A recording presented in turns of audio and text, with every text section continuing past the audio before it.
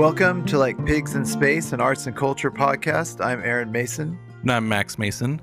And we're back from our break, and we'll call it season 2. Yeah.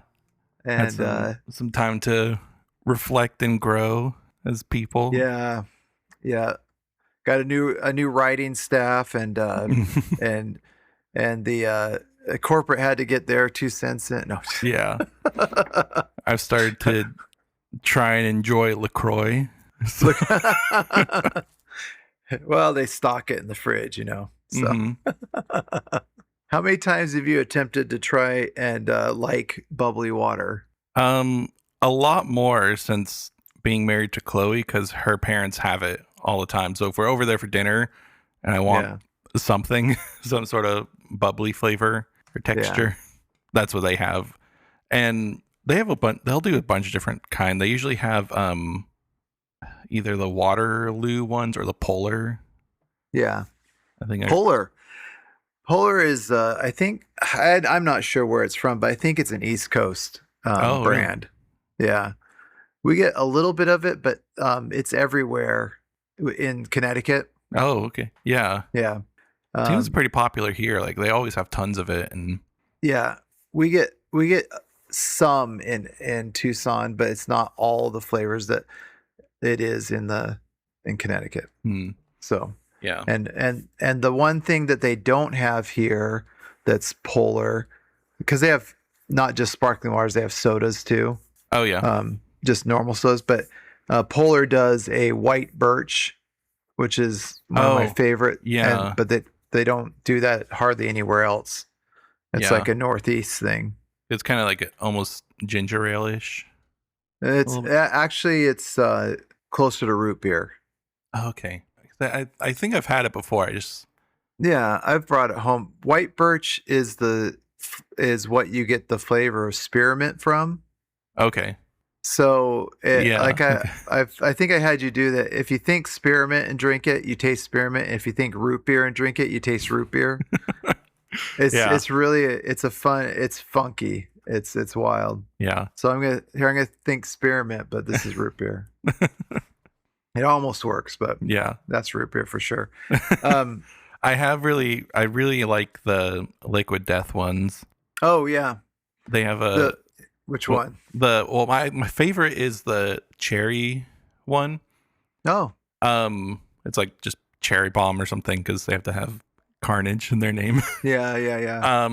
But it's funny because the first time I had it, I was like, I know what this flavor is, and it's the chilled Sprite. I don't know if you've seen those around. It's like Sprite with cherry in it. And then I looked at the back at like what the flavoring was, and it was cherry, lemon, and lime in the Liquid Death ones. That's fun. Yeah. The one good. I miss the sparkling water that got me to like sparkling water was called Talking Rain. Oh, okay.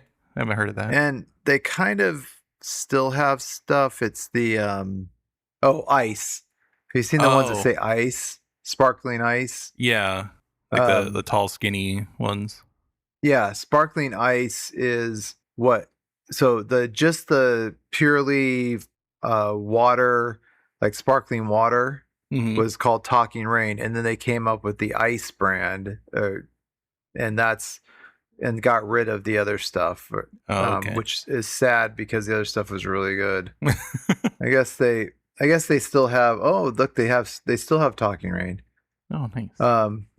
Popwell is theirs too. Popwell. Oh, okay. Yeah, I've seen those around. They do have Talking Rain still. I don't know where you can get it, but I love that stuff because it was super, super bubbly. Oh, really? Yeah. I always really liked the ice. They had an apple ice one that tasted just like Martinelli's, except it was less than $1 for it. Yeah, that's cool. Yeah, they're a Pacific Northwest favorite for 30 years. Makes sense. They have so many coolers just full of that stuff here. Proudly P&W. That's funny. They only show one flavor. That's dumb. Peach, or they had the original. So this the plain one was I would just buy that. So Anyway, there you Yeah. go. There's the bubbly waters. Yeah. There's And our sparkling water talk for the day. yeah, yeah. And the other thing I like is ruby red grapefruit juice with mineral water in it. Oh yeah. Yeah, because I went to a bar, not really to go to the bar. I was going to a show, and Fletcher was there, and I was like and so we're sitting at the bar because that's where they had the food. And the guy's like, "You want anything?" I'm like, "No." He goes, "Well, I could do a grapefruit spritzer." I'm like, "Yeah, any alcohol?" He's like, "No." He goes, "Okay, I'll take that." And it's just, but because of how it is, it tastes like it's got like a bitterness so it tastes like it is maybe an alcoholic drink, but it's not because it has a bitterness to it. Right. And I really, really like it. And everybody else here hates it. So it's great. So I get the whole bottle to myself. I get the whole thing to myself. So you don't have to share. I do not. It's in it. Yeah. Well, what's been up? What are you up to? Not a whole lot. Trying to catch back up with my reading goals, and I think I'm pretty much there. And then took some more time to reflect on what I might want to talk about this coming season, and okay. And try to. I guess a lot of my past couple ones have been about pretty heavy subjects. Yeah. Yeah. So wanted to try and start with something that would be a lot lighter. Okay. At least in the beginning here, and I think going forward probably a little more lighter too. Okay. But I just wanted to start with talking about enjoying things. Okay. And how do you come to like enjoy something? And I think there's a couple different ways. I think a lot of people are like predisposed to like a lot of things. Yeah. I think just because of where I grew up and who I grew up with, pizza and Mexican food were always going to be favorites. Sure. Same with like alternative music, or I think video, like nerd stuff was always going to be easy to like. Not that I like all of it, but it's a lot of it I could see myself getting into. Okay. That's also shorts. I just love shorts. My goal, I want to have some sort of career where I don't have to wear pants. I just want to wear shorts. Yeah, that's I could get away with that right now. They don't make business shorts. Aside from like your golf. Your options are you could go to a country entirely devoted to shorts if you really wanted to. In Bermuda. Go to Bermuda. Like literally. Yeah, right. The police officers wear shorts. And so you could have your goal of being in business shorts. They do exist. I think another way is just through exposure, or like growing, like being around something. So like I don't remember loving a lot of vegetables until just trying to not be picky. Yeah. I remember one time you guys brought home a veggie sub from Jersey Mike's that it was just loaded up with stuff, and I think you got all the extra like bell peppers and pickles and whatnot, and you let me have a bite of it, and it was incredible. Okay. That's funny because you guys ate a lot of vegetables, and maybe you're just being nice and not hating them, but we did cook a lot of vegetables. Yeah. Well, I also remember like I wouldn't want anything if we went out to like a burger place or something. I wouldn't want tomatoes or onions or whatever. Yeah. It kind of took me a long time to like those. That's okay. I don't like tomatoes are still hard. I'm doing better, but yeah, that's one of them. I think if they're there, I'm not gonna pick them out, but it's hard to order them sometimes. Well, all I do is I think of may it's strong bad, and when I don't want my tomatoes, I just think lycopene because lycopene's good for male health. Okay. And the good thing about it is that it does not matter what form it's in. If it's tomato, it's good. No, it's an interesting nutrient in that it's super good for you. And if it's pizza or salsa or tomato soup or straight up gross tomatoes, it's all fine. It just sticks around. Yeah. It's a good one, but Yeah. it's really good for guys. Nice. Yeah. Yeah, I think another one would be like scary movies. Being exposed, I haven't watched a ton, but Yeah. being exposed to more of them, I have found myself enjoying them. Okay. Even just a little bit that I've seen. And then I think you can also enjoy things through effort. Sure. One for me was pineapple. I did not like pineapple, but Chloe really liked pineapple when we first met. Yeah. And so I tried to get myself to like it. And now I do enjoy it, but she doesn't. So that's that's odd. and it's also I'd assume how people get like a palate for like alcohol is because it is poison. Yeah, right. But you have to train yourself to enjoy the flavors and That is, yeah, that's the whole thing of it is the weight of social over your gut reaction. yeah. Yeah, I don't know. There are things like that where you feel like you've been predisposed to like something or that, through effort you've found yourself enjoying. Yeah, for me. Oh, for you, yeah. Yeah, yeah, so one of the things and as so I'm not a pet person, or wasn't growing up, and so having animals around was tough at first, and then I got over it. But I was deathly allergic to cats, Oh, and yeah. I mean, like we went to rent a house one time, and they had cleaned the carpet, but there was still like a collection of cat hair in all the creases around the carpet. Like it was thick. Like it was like you could pick it up as a roll of cat hair. It was really, and I walked in and I was there about 2 minutes and I couldn't see anymore or breathe. Wow. I was, Yeah. and had reactions like that. And then we started having cats and now I'm not allergic anymore. Yeah.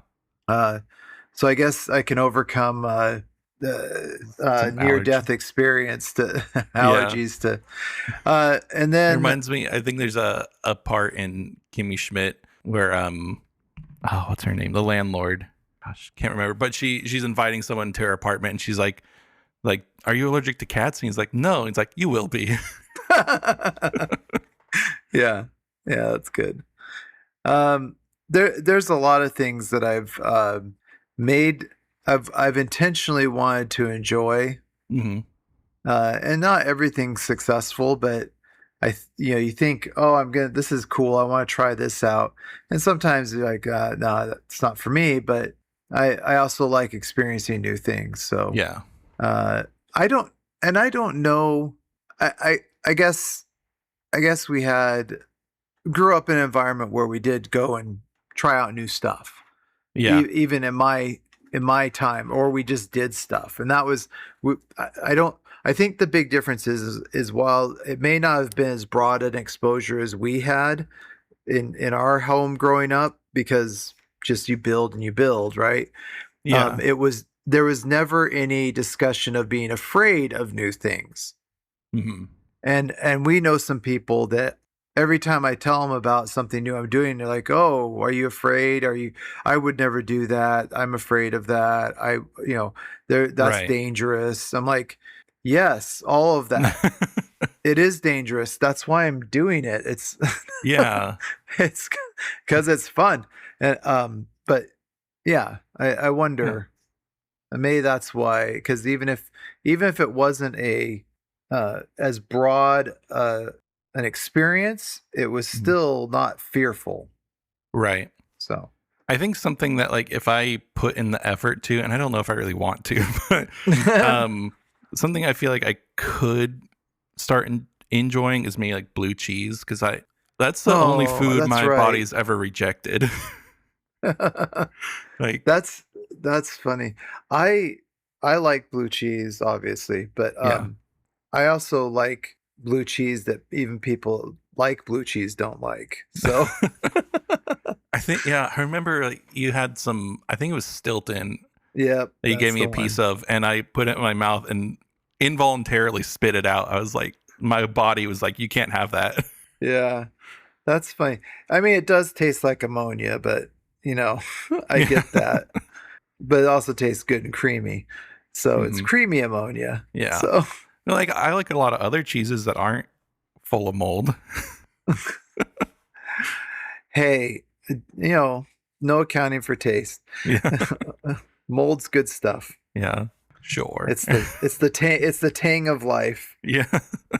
Wait, um but so that also got me thinking about the phrase like ironically liking something. And I think it was something that was very prevalent when I was in high school. yeah, Um I think especially for me with like slang, I'd maybe yeah, ironically use a lot of slang words, and then I'd just be talking and start using the slang words without it being a joke.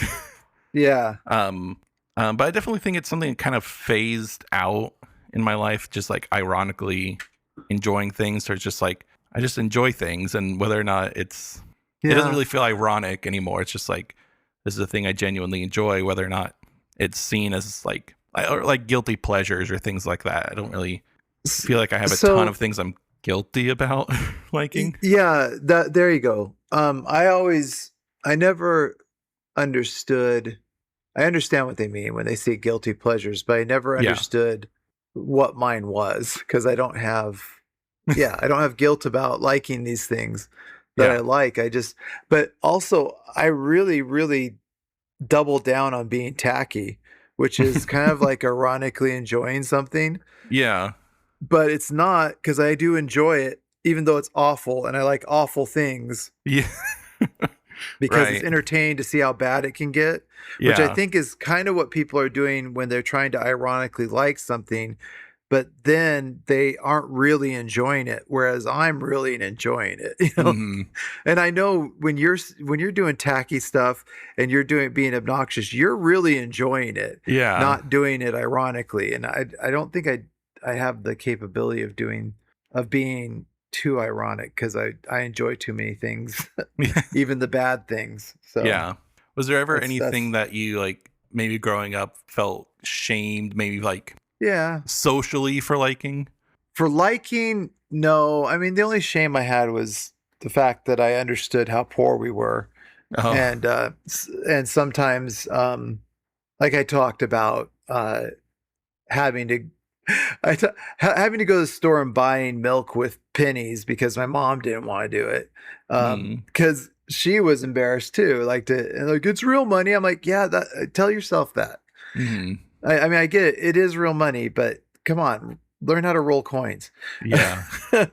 um, but I don't know. I had a pretty hard time uh feeling shame about too much other than, maybe my own appearance for a little bit, but I'd be when I first started getting acne, I'd be ashamed to, I might Uh-huh. and then I went to school and the kid that was the popular kid in school had the worst acne ever. And I thought, well, if Right. he's popular, I can get over it. Yeah. I get over the two zits I have right now because he has 700 on his face. So, Yeah. you know, and so, I put stuff in context and it got over it. But Yeah. um, I don't know. I don't know. It wasn't I like I don't know if this is but like for example, like if I don't know how cool it was to like Madonna or something in the oh 80s yeah. if you were more in the punk scene. But I'm sure there's probably crossover, but I didn't like Madonna at first. I didn't like Prince at first mhm. because because I didn't know I could like that kind of music. Yeah. And then and it was top 40 and I didn't like top 40 necessarily Right. because seemed cheesy. And then things would happen. I'm like, oh yeah, there's still some artists I just don't like, but it's Yeah, not sure. because of who the but Prince came out with Sign of the Times and then that broke through, and then I realized it was okay to like Prince even if Mhm. you're an alt guy. And then I then I liked his stuff. So Yeah. you know, I think as far as like, yeah, feeling maybe not shame, but like ironically liking things, most of it for me was around music. yeah, But I think now, like, how I don't really feel ashamed anymore, that there's definitely steps towards that. And so I sure, was kind of thinking more about what those steps were. So if going through like enjoying things, like being predisposed, I think I was kind of predisposed to like alternative music and rock music. That's what I yeah, always like. It has to have a guitar or else it's not really music. right, And and through exposure, through like having friends who enjoyed the genre, I think metal became more oh yeah, enjoyable to me, or even like rap and hip hop and things like that. Um, but I think through effort and maybe through like liking ironically and then just enjoying, for me, it was what everybody talks about: infiltrate it, activate it, okay, pop music. oh yeah, Um, I did not care for it at all in high school. I didn't even really like the term pop punk. So I was yeah, just like, that's completely like an oxymoron in a way. yeah. That's Um, funny. so like when I was in high school, big pop names would be like Katy Perry and Lady Gaga. Yeah, Um, like Rihanna and Bruno Mars were pretty huge. Gangnam Style was a huge breakout yeah, song. Taylor Swift was moving into pop at that point. right. Um, and then other things like Carly Rae Jepsen was just starting. And some of these I do enjoy now. But I really did like roll my eyes at them growing up. I was just I like, that's not music, or that's not good music at least. And Yeah, there's some of those I probably would be very much aligned with, and maybe some of them that I still don't really like. I think I was just thinking when you were saying all that, is like I think the one thing that I would enjoy ironically and really don't really like is maybe like Celine Dion. oh, okay, That might be the yeah, one. I was trying to narrow them down. I'm like, yep, that's the one I just really kind of hate because I just think she's probably condescending in everything that she does. So yeah, that's my perception. right. So Um, and so but now, now that I really do enjoy a lot of pop music, yeah, I was trying to think of what were key moments in that switch. And I'm sure there's okay, lots. I'm sure there's, things that I'm not thinking about. I think I even wrote later on that, like, I think Black Eyed Peas probably played a big role in it. oh yeah, Because you guys I played could see a lot of that. Black Eyed Peas. Yeah, At I least could see that that. one album, the End album, when that came out, we played that a Oh lot. yeah, and you know what? We paid the other one before that way more. The Elefunk, or Elefunk, yeah, that yeah, was the one that got us hooked.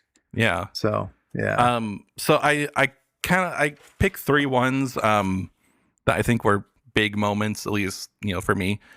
okay, Um, and so I might have mentioned this in the episode when I was talking about Sophie. But in when I was in high school, everyone was given iPads. oh yeah, And so yeah, I would spend a lot of time scrolling through iTunes and just seeing what albums I could find in yeah, any yeah, genre and listening to 30 seconds of them at a time. yeah, Um, but because it was iTunes, it would always open on like top charts or like what the hits were at the moment. And also at the time, I was playing bass a lot. I think this is like okay, just after I had done marching band, and I was doing indoor percussion bass stuff, okay, which was just ridiculous. And I was also doing jazz band at the time, so I was playing a lot of bass. And I remember actually getting like burnt out on bass on yeah, like over Christmas break. I was like, I can't play anything. I can't even listen to music right now. I've just been playing bass so much. I need to stop. right. Oh um, man, and so I had to get into find my way back to enjoying it and outside of school. yeah, Um, and so around this time is when I saw on the charts a song called All About That Bass. uh, And I was like, that's how I feel. Like I am all about bass right now. that's so good. um, Oh, that's hilarious.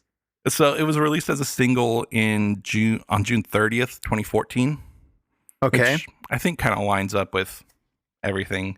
I'm not sure the timeline. It's probably a little messy. But I remember watching the music video and just laughing. Like, it was so funny and so over the top, and like immediately bringing it to everybody in the family, being like, "Hey, look at this thing I just found." Yeah. And it had like ridiculous lyrics, like you got that boom boom that all Yeah, the boys yeah. trace and bringing Yeah. booty back. Yeah. I watched the music video again, and it's still really fun. It's a fun music video. It's really silly and has that like big guy dancing in it. And he's great the whole time. Yeah. Yeah. I was reading a little more in like the comments, and I checked this, but it was originally offered to Beyonce to do as a song. Like, Meghan Trainor had written it, Right. but Okay. offered it to bigger pop artists at the time. But no one really wanted it, so she just sang it.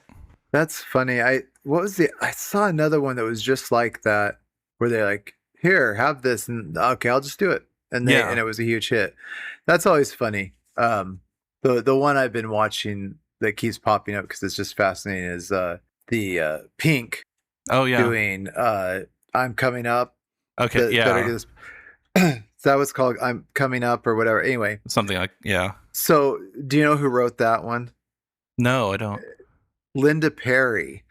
Linda Perry is the lead singer of Four Non Blondes. Yeah. So, Weird. and she goes, and she talks through making it, and she's really you'd enjoy listening to her because she's super technically musical. Yeah, like right. Super she's almost indecipherable to me, and I'm like, Max would love this. He'd be eating this up. But she did all the weird sounds in that song. Yeah. Those are hers. She made those up. She's just like, I was just messing around with this new keyboard. And I'm like, oh man, I can do pop songs. She wrote 7 songs on that album. Yeah. It's crazy. It's fun. It's funny how much that's a thing that you just never realize. I think that's kind of how Bruno Mars got started. He was writing songs for other people. Yeah. And then eventually it was like featured on a couple of them, and then was like, I'm just gonna do these myself. And the other one I just saw was the first big hit for Lady Gaga is her agent lied about it because it was pre too much internet, and so he was in the US. He was taking it to Australia, to US, to UK. He was in the US and told them it was #1 in Australia. And so they played it on the radio station, and then it got played, and then it got to be a hit. So he totally fraudulently told the guys on FM1 or something. Right. And they're like, oh, okay, we'll play it. And then everybody loved it, but nobody was playing it before that. And it was like a year into the release, and then it became a big hit.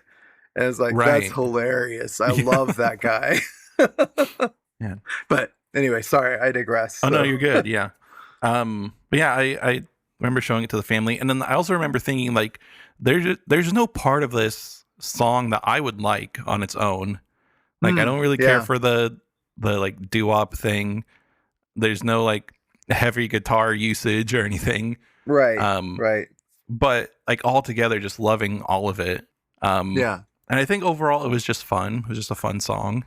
It is kind of weird now seeing how she's kind of backtracking on a lot of those positivity thing, like body positivity thing she's all about like nowadays.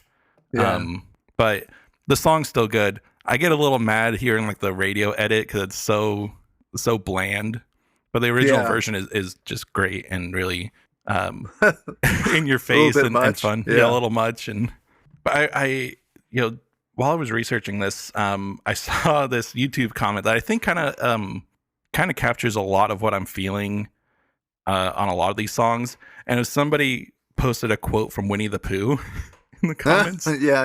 And it said, we didn't know we were making memories. We were just having fun. Yes. And I think that's how I feel about a lot of pop music that I've come to really enjoy. Is just like, I really value it now, but at the moment, I just remember thinking it was fun and enjoyable. Well, it's interesting when you find that there is value and talent in something that seems very bubblegum or, Yeah. One of them was when I was working at the Scottsdale Chamber of Commerce, the other two guys there were both in bands. And Mm-hmm. one of them had gotten signed and when he was leaving, that's who I was replacing. The other guy had a band. Yeah. And the guy that stayed, we'd always talk about different elements and what's the new sound, uh, good drums, things like that. And I was like, so it was in my consciousness, and so I was listening to Duran Duran. I was like, and I went to him like, they have really complex drums. He goes, oh yeah, I know that. He goes, I've always loved the drums by Duran. I was like, I've never even noticed really until you start mentioning it, and then it's like this was just pop. I mean, it's alternative pop, but it was very poppy. It was very popular, right. And then the guy's super talented and super complex, Right. Yeah. So yeah, there's a lot of those. I keep getting these videos from some guy. He talks a lot about Toto. Oh yeah. They're yeah, and just how complex and weird key changes and weird like use of just everything with that band. But it's all just comes across very poppy and like easily digestible. Well, Toto is the entirety pretty much of yacht rock. Mm-hmm. They were the studio band that everybody used. Right, yeah. And then they go, hey, let's do our own thing. But they were the sound. I mean, even big bands were using those guys. I think they're brothers. Uh-huh. And they're like, this is everybody's sound because it's our sound. Right. So that's they're talented for sure. For sure. Talented. Yeah. And so I think with All About That Bass, I tried my best to open up, tried my best to give things more chances. Sure. And just view things as fun. And even though I think pop music can have deeper meanings and can be more, impactful, not letting that be like how I decide if something is good music or not. Right. Well, I do like Weird Al, and that's not necessarily the deep, Right. that's just fun. Yeah. I don't think he's really trying to make a statement other than just social commentary in the context of making fun of a particular song, Right. Yeah. It's not really heavy social commentary, so no. That's funny. So do you have something? I was just going to tell you, I don't know if but I found the song that is probably the grandchild of All About the Bass based on the video of that song. Okay. So Claire just shared it with us. It's pretty actually it's a couple of years old, but it's Sammy Ray and the Friends. I don't know if you've ever heard them, but it's called Cool Doug at Night. Okay, no, I haven't. It's so good. You gotta go see it. But it's this guy at his desk, and he's like a 9-to-5 guy, and then he does little dance moves, and they showing him dance. So it's kind of like the big, vanilla guy doing cool dances. Right. And it's all about how he's 9-to-5, customer service guy, but then at night he's a disco master. It's hilarious. So, anyway, awesome. Yeah. So for the next one, I'm going to jump ahead a little bit. So it was 2014. So this is 2019. All right. And it was winter in Rexburg when I was off track at the time. I didn't have any classes. I was just working. All right. I was doing like the early morning, custodial job. And I had very little money, pretty much no money. And had also just gone through like some personal stuff that left, and I was pretty depressed during that time because I wasn't sleeping a good amount and everything. So at the time, I had tried to get a new job with the Postal Service. Okay. Just being like, it'd be something, it'd be a lot more pay, and maybe I could, be awake at normal hours a little better. But to do that, it required me to drive to Pocatello and do like an aptitude test, basically. And so I had my very janky 2003 Nissan Altima that barely holding together. It did pretty well, but And so Wow. and it's like an hour to Pocatello, and I didn't have very great fuel efficiency on that car. So it was Right. basically a full take of gas to get there and get back. Wow. And so, yeah, so after working early that morning, I drove down to Pocatello and was already feeling kind of bad, and just because of everything. And I get there and I find the building, and the instructor there says that I'm a day early. Oh no. So I just I leave and I buy a bunch of bagels and I go back to Rexburg, just to wait it out, go back the next day, have to buy another full tank of gas, which didn't really have money for. And on the way there, I felt like I needed to listen to something a little lighter, something to keep me like better mood.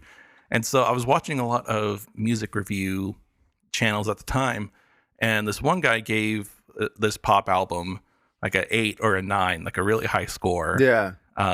Which felt weird based on who the artist was. And so I was in my mind, and I was like, okay, I'm going to listen to this on the way down there. And I listened to it twice. So on the way back, way down, way back. And it was really good. And I think it was good for me at the time, because it is a pop album, but it's not a very light pop album. Okay. And the album is Thank You Next by Ariana Grande. Oh, yeah. Yeah. So this is just after her the Sweetener album. Okay. It's these two albums where she's like upside down on the cover. Okay. But it came at like a very like tumultuous time in her life. Right. Right. So just like a few years earlier, so this is 2019's album came out. In 2017 is when she had a bombing at her concert in Manchester. Wow. So, and a month before she started recording this album is when Mac Miller overdosed, who they were together for a long time. Okay. They weren't together at the time, but she was very close with him. And she ended up cutting off her engagement to Pete Davidson at the time. Yeah, yeah. And so a lot of things going on in her life. And I think with Sweetener, she was kind of holding it together and putting on a brave face. But with Thank You Next, she wasn't anymore.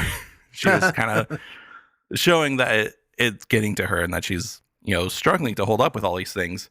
So there's a lot more moody, kind of dark instrumentals, and a lot of very unflattering emotions on it. And also like a lot of conflicting emotions. Yeah. For like what are very like pretty straightforward pop songs, like verse, chorus, maybe a bridge, another chorus. Okay. So I'll go through most of the songs. I won't go through all of them. The first one is Imagine, and it's just kind of like romanticizing like a normal life, things that aren't very common to her. Yeah. So one of the lyrics is staying up all night, order me pad thai, and we're gonna sleep till noon. So just like normal people things. And I think that's a kind of a very light way to start the album, just kind of wanting a calm, normal life. Yeah. But then we get into the songs. There's a couple of these that I think are good to pair together because they kind of have different meanings or like opposite meanings. So the first one is Needy, which is all about wanting like, attention and love and dedication and wanting to give that back to someone. But also in the next song, NASA, is all about like needing space and valuing time apart to build a relationship, but still wanting like time apart to just be alone. The other ones would be Bloodline and Bad Idea. They are like probably the like most like banger songs on the album, like very driving and fun. Yeah. But with Bloodline, it's like cutting out like service level relationships, maybe like a friends with benefits or something. Yeah. But with Bad Idea, it's kind of inviting the same people to numb the pain, as she says. Admitting that it's a bad idea, still doing it. There is stuff there, but like Bloodline has a very like reggae kind of instrumental to it. Yeah. Like very like loud, bright horns. Okay. Bad Idea has a really cool. It's kind of a faster song, but at the end, it goes into halftime, and then it pitches the vocals super down and slows them way down. So it's like this weird kind of spacey, monster voice sounding outro. Yeah.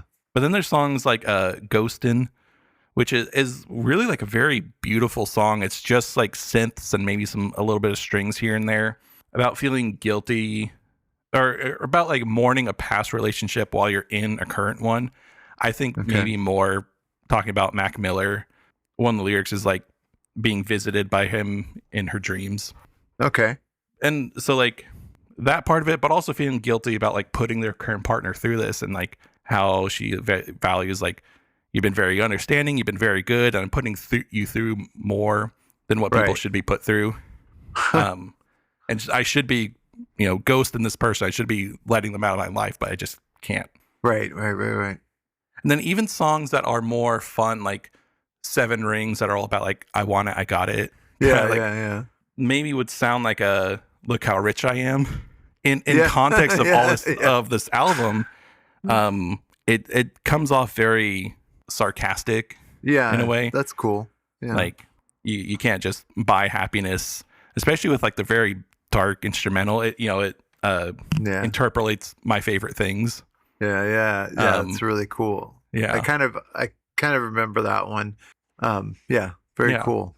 And then not the last song, second to last song is Thank You Next, which is a great song. Like it's a very I think a very mature song.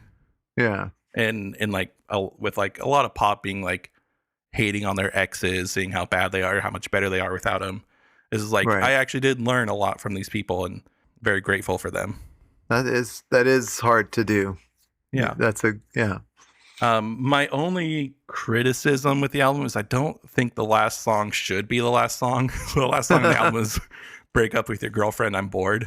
Yeah, which is a fun song, but like I think after kind of like the emotional high of Thank You Next, it is kind of like a step down, but I think could also be read as like, I'm still human. I'm still going to maybe make poor decisions. Yeah. This is a weird album, just if you look at it structurally, because all the hits are the last three songs. I mean, I'm sure the other ones got played. That's not how albums are built. No. That's really weird. To see the biggest plays are the last three songs. Right. I mean, I think besides the last three, I think NASA was a little popular. Yeah. A little more popular, but yeah, definitely those last three were huge. That's wild. Yeah. But yeah, I think it's a really good album, like a very like thoughtful album that you wouldn't really expect from like a huge pop star like Ariana Grande. Yeah. Well, there's I know it may be unscientifical, but I always the artists especially musical artists who do well hosting Saturday Night Live are always more interesting. Yeah, right. Because she's really into it. Yeah.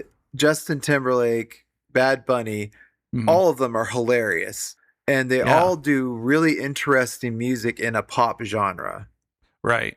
And so I think that's kind of a group, it's a small group, but it's still a group of people that what should be considered inconsequential, maybe music actually has depth.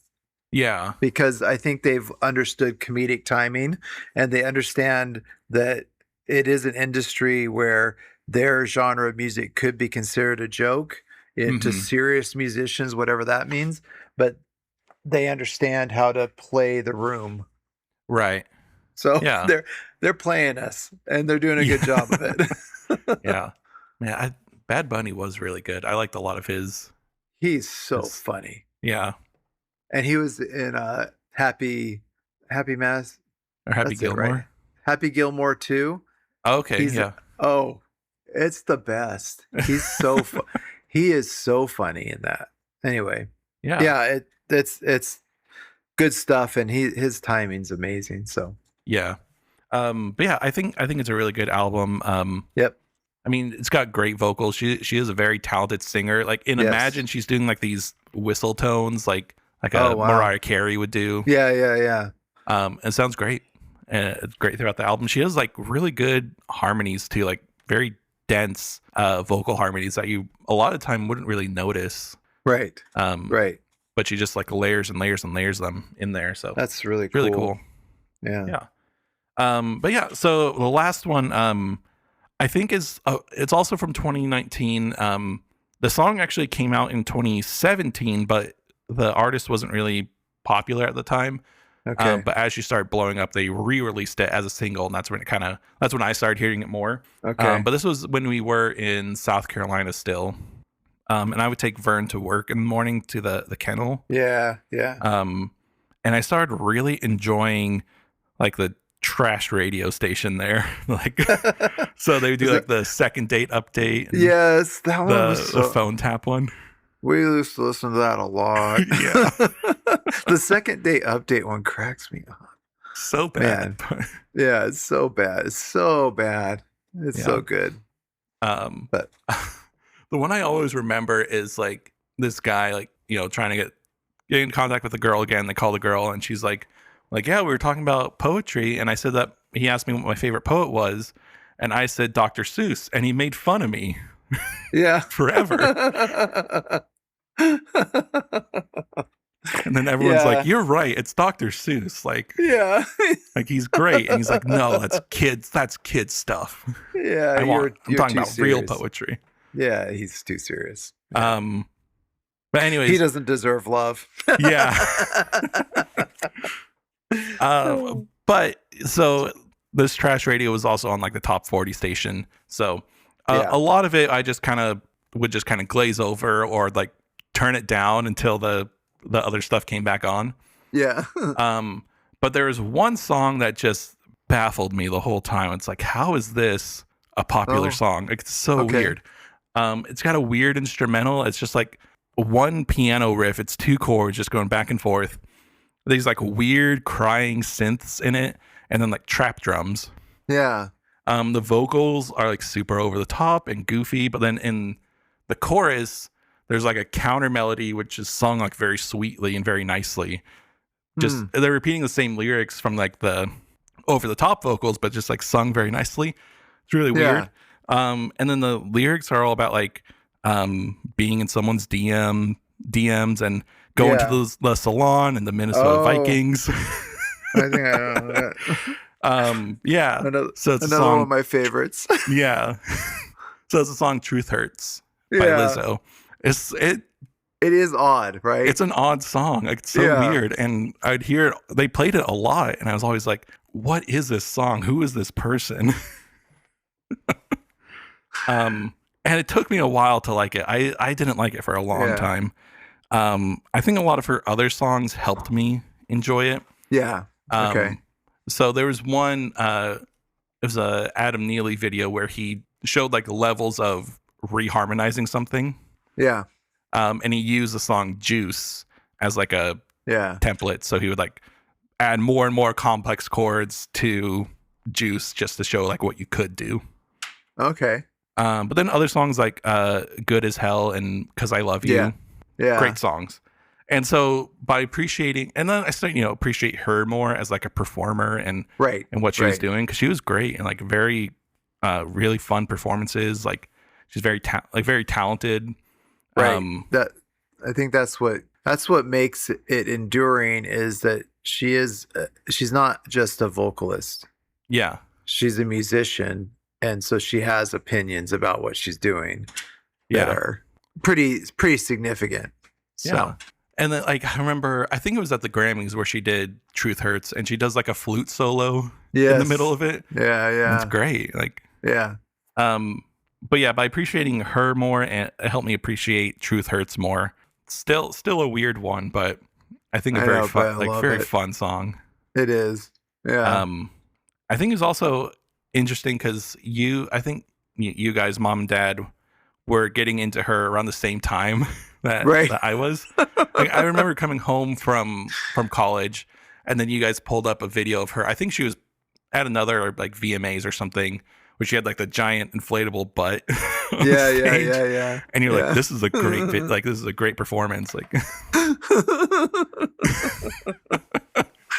yeah. We have we've always been trying to push those boundaries, I guess. Yeah. But yeah, I think all of those were kind of key moments in like my pop Yeah. appreciation development. Cool. But yeah, I really love a lot of pop music now, even if it's just like fun for fun's Yeah. sake. There's again probably lots of things that led to that, but these are some that really stand out to me. And I think it led to me enjoying a lot more music, like some that I've talked about before, like Sophie and Underscores. Yeah. But even things like Eurovision, I probably wouldn't have enjoyed without these like key baseline. Yeah, and that's a good point because I could see an era where I would have not understood Mm-hmm. how much fun it is, or I would have just not enjoyed it. My I'll tell you the one that was a crossover for me, just to go way back. Yeah. So there's Wham was, Mm-hmm. whatever, and then George Michael broke Okay. out on his own, Yeah. and he did and he was way more poppier, and I was like, oh, there's still kind of a joke, but then there's a song called Faith, Oh yeah. and that one I really really liked, and I was kind of like, what's going on, like, what's going on with me? Why do I like this? Why is my foot Yeah. but I really liked that song, and so that was one of those moments where I'm like, oh wait, maybe I like other stuff. Mm-hmm. And so there were inklings of pop music, that top 40 stuff, that is like, oh wait, I kind of Yeah. like that. Yeah. Yeah. And I think there's still a lot like today that I really enjoy.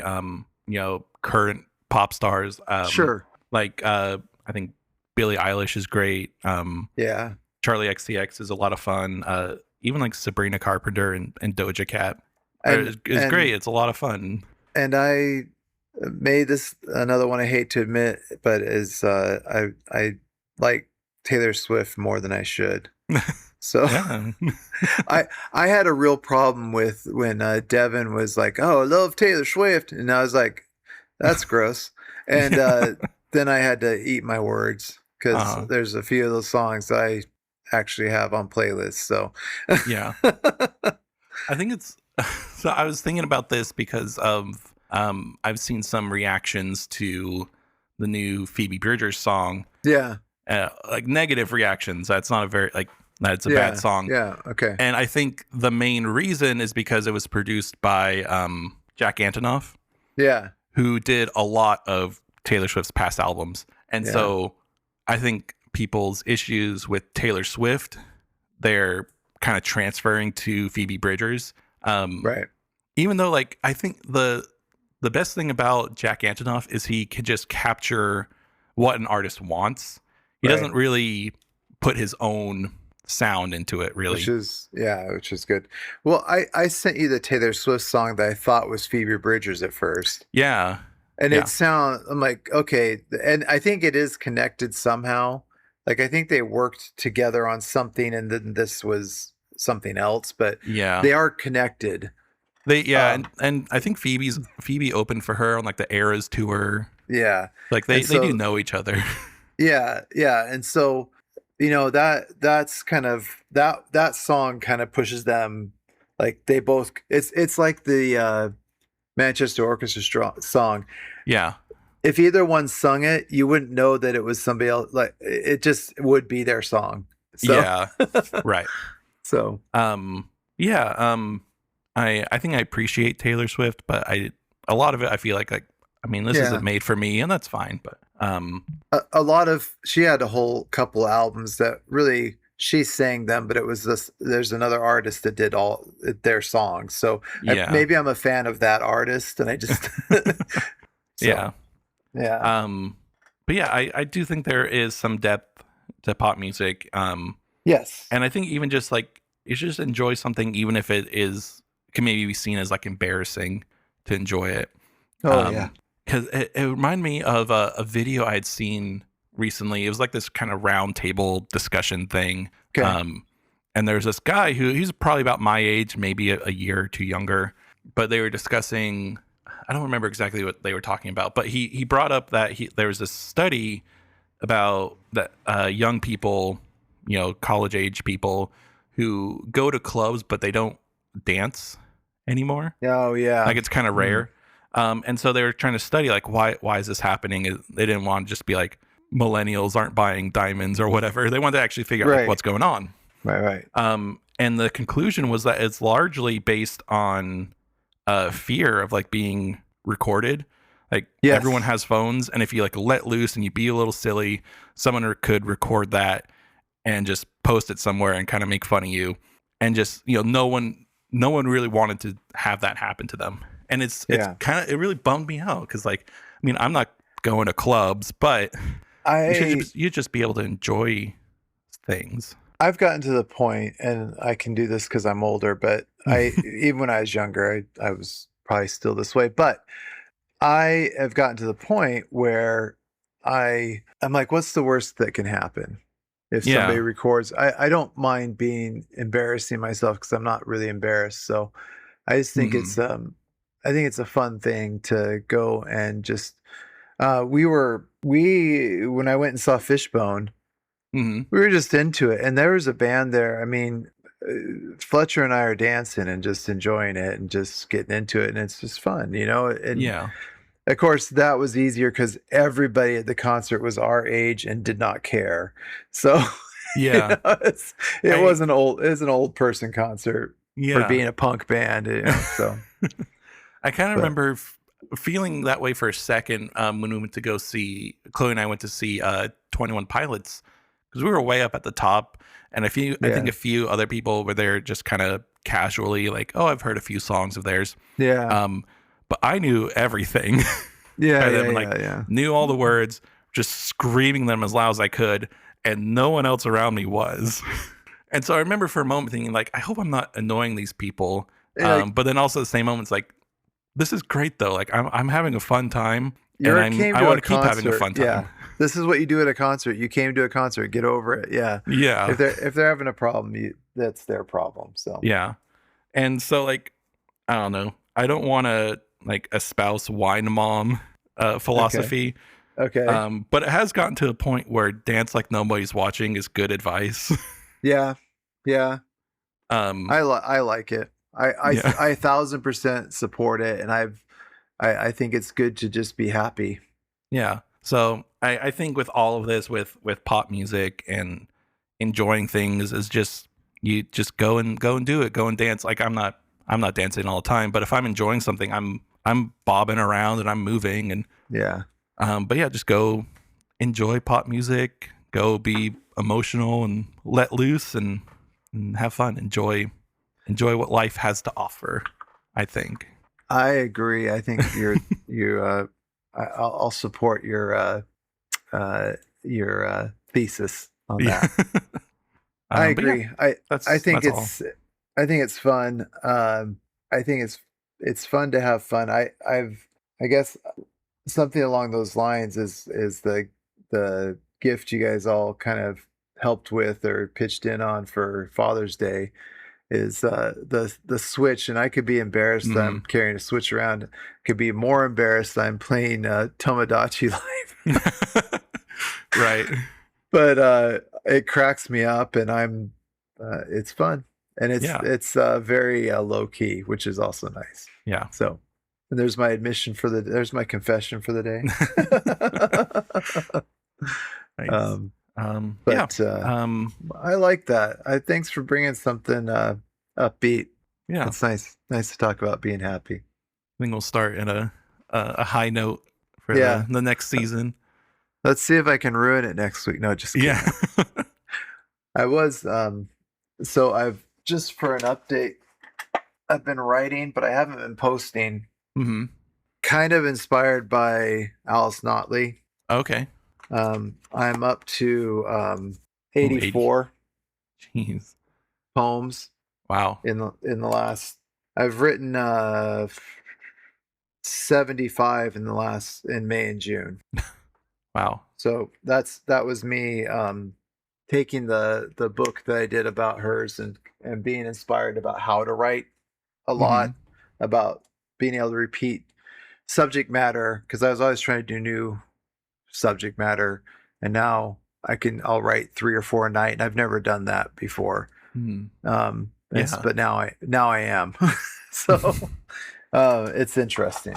But So, do you like when you're writing a couple, 3 or 4 a night? They're usually on the same topic, or they no, branch out? but I'm not shying from covering previous subject matter that Okay. I've written about in the same, and they're kind of in a vein, and I have written some that I feel step outside of what I'm trying to do, and Hmm. I'll still keep those, but I'll separate them out. But mostly, it's all thematically linked, kind of, Okay. but it's a loose link. Yeah. But I named it as as if I was writing a book of it. I named it. It's called "Memories of Jug Band Music." Nice. That's the working title. Yeah. So So is it a thing when in poetry, maybe in like in school or when you were learning, do you like do a lot of rewrites with poems or? so the workshop classes I would have where because I was doing creative writing, you'd have these where you're actually producing, Mm, like as if you were doing an art class. Um, I there would it would be everybody read your stuff, puts does their input on it, what was good, what was bad, what they'd cut out or modify, yeah. where they felt you missed and then for the grade or the final thing, you'd pick whatever the professor would say. You pick two or three that you rewrite based Hmm. on the comments that you received and try and improve upon. So yeah, there's rewrites. This is zero rewrites right Okay. now, but with the anticipation that if I did something with it, I would revisit each and every one of them Okay. because I already know I can't say zero. There have been, as I've gone back, and there's been maybe word or two where I've started one, didn't get to finish it, and went to complete it, and I've gone back to and corrected, but it's like Yeah. less than 1% correction yet. So Okay.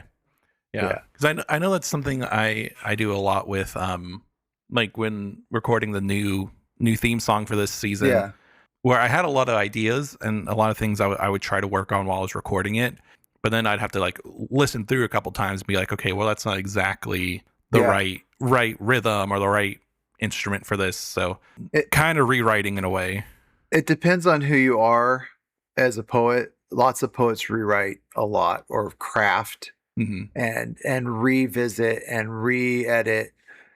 I am a because I'm more chaos theory, I do and because of what I did with posting every day Uh-huh. for that year, I don't feel a need to rewrite before I share. Okay. Now, I may rewrite, but this has allowed me to say, I don't think I handled that completely how I wanted to the last time I wrote about it. I'm going to write about it again Okay. because Yeah. that's how the Alice Notley book was. Is that she was almost like, hey, didn't I read this poem already? Oh, there's a twist.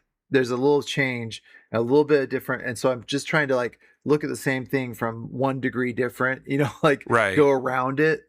Yeah. If perhaps some Yeah. of it's not, some of it's just tangential, but that's just me. This is my experiment of I don't I just write. Yeah. And all of them end up being the same length because it's the number of lines that are on that page and I do one. Now I have some that are 2 pages, but still most of them are 1 page. They're all the same number of lines and then I go to the next page and read it Yeah. and write. And so I have my thought process tied into that, and I know that maybe some will be longer. So anyway, so Yeah. Oh, that's cool. it's an interesting exercise. Yeah. I do think that's cool. That's something I've noticed in like 21 Pilot songs Yeah, is you can see when he's like come at something at a different perspective or different sure. angle like Yeah, throughout their discography. that's cool. I love it. Yeah. I love the little, and we've talked about the. I think what that does, not maybe in mine because mine's still there.